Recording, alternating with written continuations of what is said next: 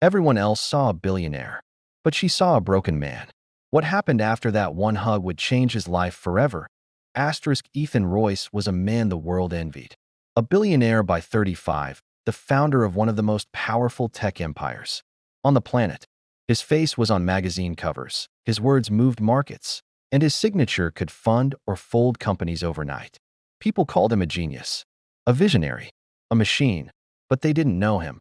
Behind the flawless public image was a man who hadn't spoken to anyone without a purpose in years. Every conversation was a deal. Every meeting, a transaction. His assistants didn't ask how he was. His board didn't care if he ate. And in his vast, sterile mansion, silence was his only companion. Ethan had everything except peace, except connection, except love. One gray afternoon, he found himself on foot for the first time in years. A driver no-show. A phone glitch. For someone else, it might have been a minor inconvenience. For Ethan, it was unfamiliar territory.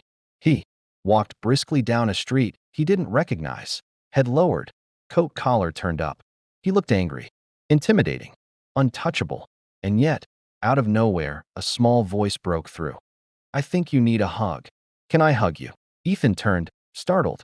A child, barely 6 or 7, standing with hands behind her back, chin tilted with innocent concern. She wasn't begging. She wasn't selling anything. She was just offering. For a moment, he stared. His mind tried to calculate. Was this a prank? A scam? Or were her parents? But something about her eyes stopped him. No pity. No fear. Just pure, honest kindness. He blinked. "You want to hug me?" She nodded.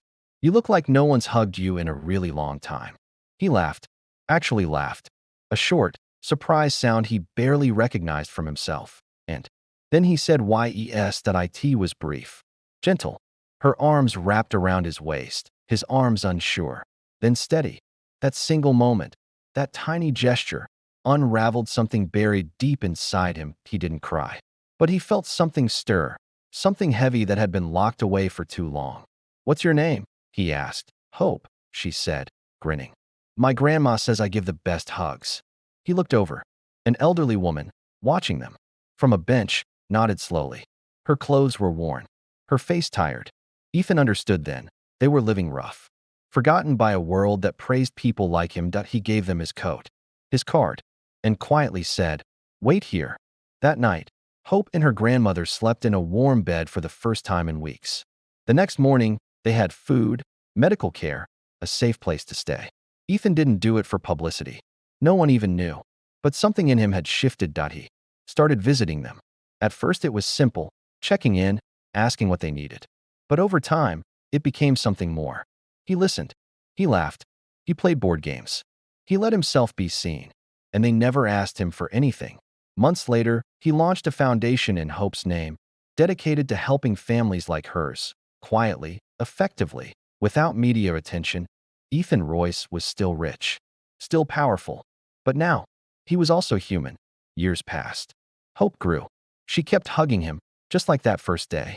And each time, it reminded him of who he had become, not just a billionaire, but someone who finally learned what it meant to be loved, not for his wealth, but for who he truly was. And all it took to begin that transformation was 7 simple words. "I think you need a hug."